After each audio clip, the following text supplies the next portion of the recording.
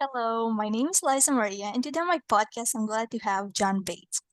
John is an inspiring speaker and he worked for over 15 years with brands such as TEDx, US Navy, and NASA. Hello, John. How are you doing today?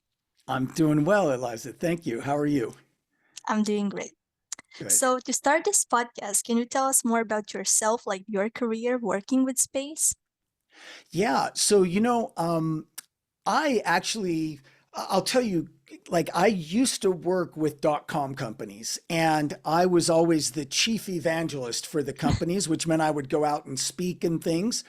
And then in 2009, I went to the TED conference for the first time, and I just had a big realization that even though I was a pretty good speaker, boy, I could be a lot better.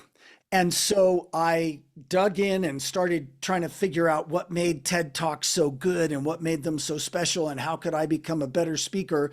And then I got the opportunity to work with people who were really, really brilliant technically, but maybe weren't the most awesome speakers. And when I realized that that was an opportunity, I started digging into the neurobiology and the evolutionary biology of communication. And so that's what I started to do is train people in the evolutionary biology and neurobiology of human communication and leadership.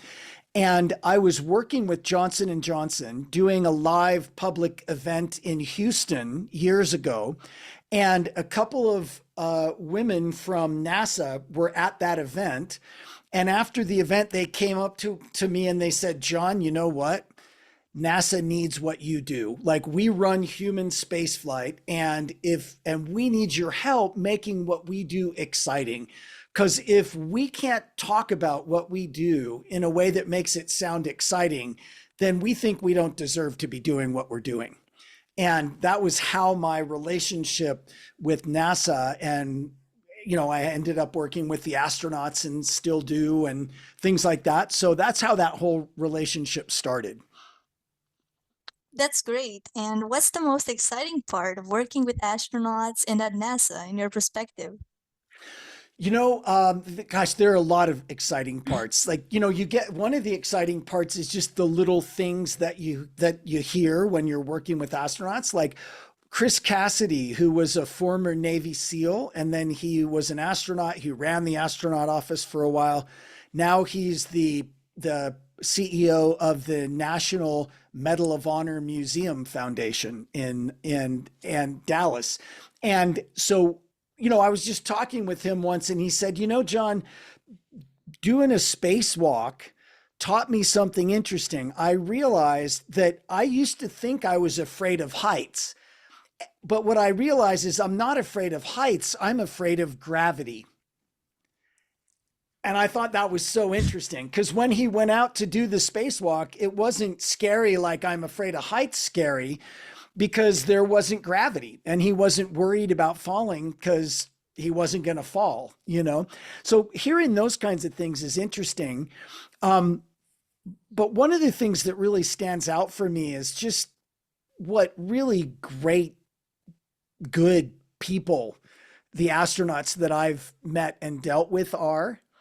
And it reminds me of the final test to become an astronaut. Would you like to know what the final test to become an Yeah, astronaut is? sure. Okay. Sure. So when you're going to become an astronaut, you got to pass a lot of tests, right? The math test, the science test, the spin you around test, like all these tests. So you end up with this big binder full of tests that you've passed.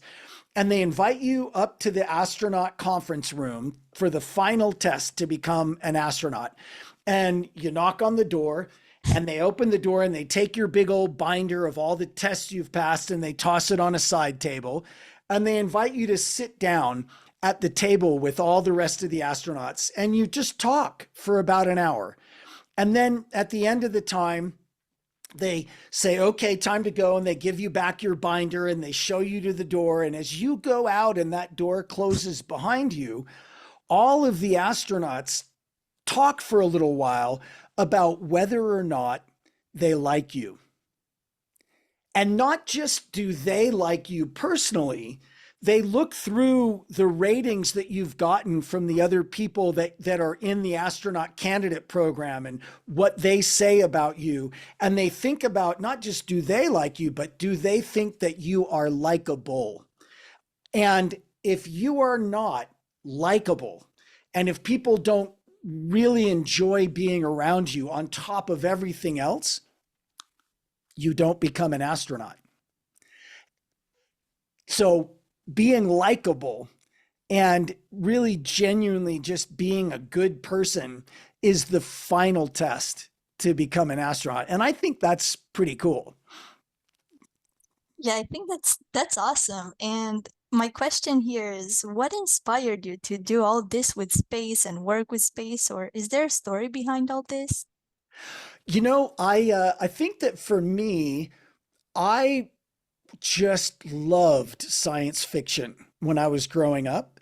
And I also really loved the stars. And I was an Eagle Scout.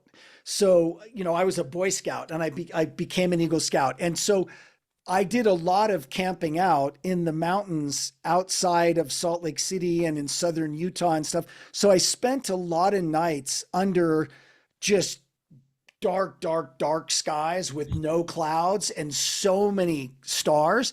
And I remember being a teenager or a pre-teenager, between 8 and 18, I guess. And I remember a number of times when I just couldn't fall asleep because the stars were so amazing. And I was just thinking about what they were and how big that was and what's going on out there. And I also loved reading science fiction. And I think those two things just really turned me on to space and thinking about our place in the whole universe, and like what is really happening and is there life besides us? And gosh, it seems like there has to be, but all those questions, right? So it's something that I think started for me at a really young age. And I'll tell you another quick story that's kind of funny if you want. Yeah, sure.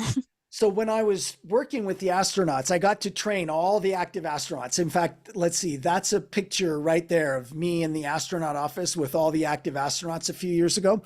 And we started out in the training and and I told them, "Oh, I'm a space geek, I'm a NASA geek, I love NASA," but everybody tells them that, right? So like they're kind of used to it and they were like whatever. But then we got to talking and they asked me about my son and I had a pretty much brand new son at that point. He was almost 2, and they said, "Well, gosh, what's his name?" And I said, "It's John Regulus Bates." And they were like, "What?" And I said, "Yeah, we named him John Regulus because Regulus is, as you know, one of the brightest stars in the sky. And it's right where the heart of the lion is. And so he's lion hearted and he was born in August. So he's a Leo. So we thought, Regulus would be a cool middle name." And I will say that after that, they seemed more interested and they seemed more likely to believe me that I was actually a space geek.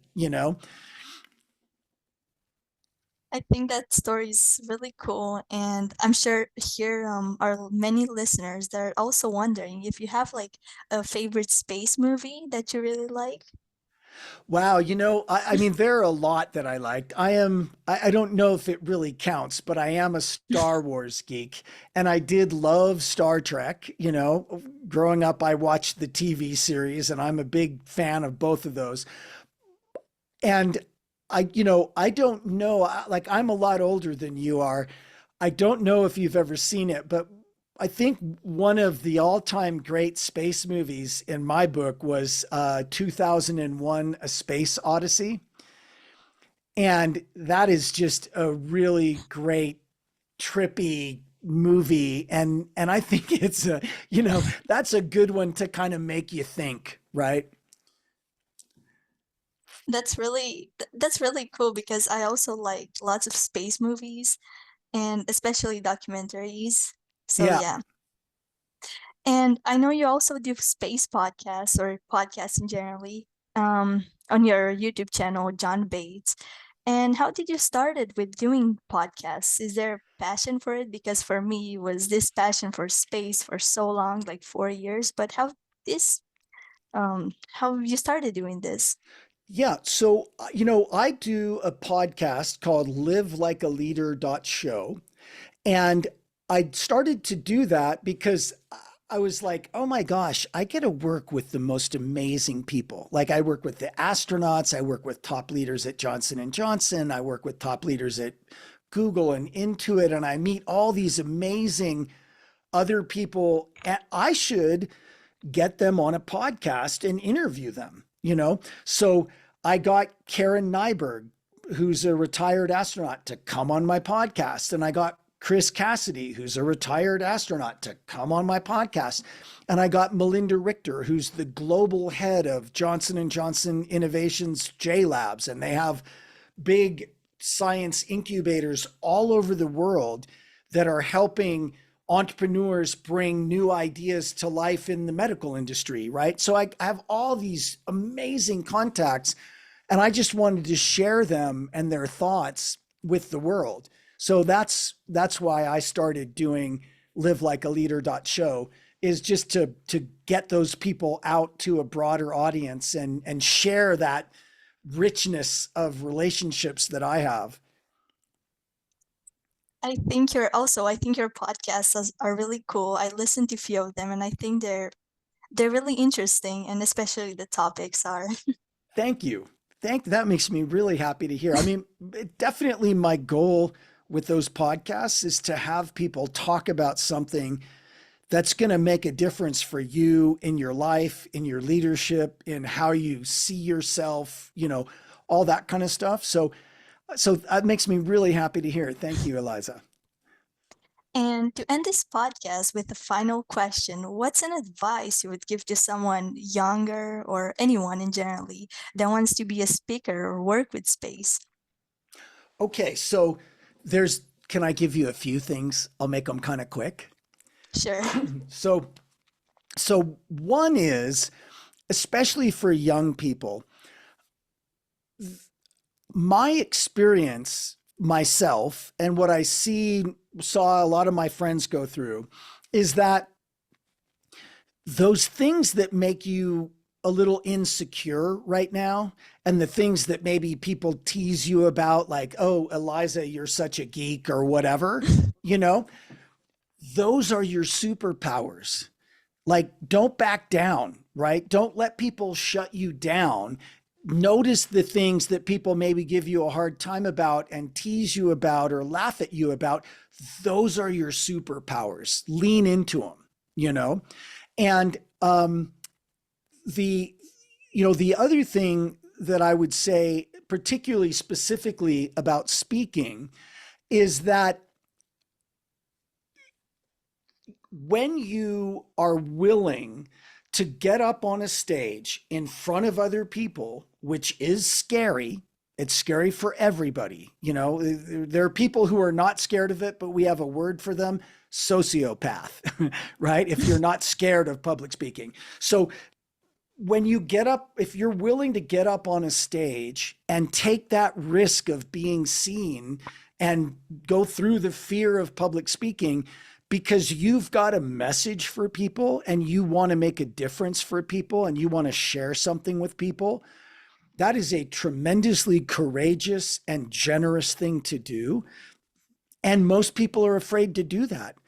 So if you really have a message and you've got something worthwhile to share with people and you're willing to get on a stage to do it, you are ahead of the game. You know what I mean? Because most people won't do that. But that is a huge opportunity to make a difference. And if you're willing to do it, you know, a lot of good things will come to you. Like, I get paid quite a bit of money to go do public speaking, and I get invited to be on cool podcasts because of public speaking, and I get to share ideas all over the world because of public speaking. And so if you're courageous enough to do it, then you're one of the few and you should go do it. I think that advice is really good. And thank you so much for joining me on my podcast today. And it was absolutely an honor to have you today. And good luck with your work and inspiring people. Thank you, Eliza. It's a super pleasure to be here. Thank you for sharing me with your audience. And I hope people enjoyed what I said. And, if I can be helpful, you know where I am. Thank you.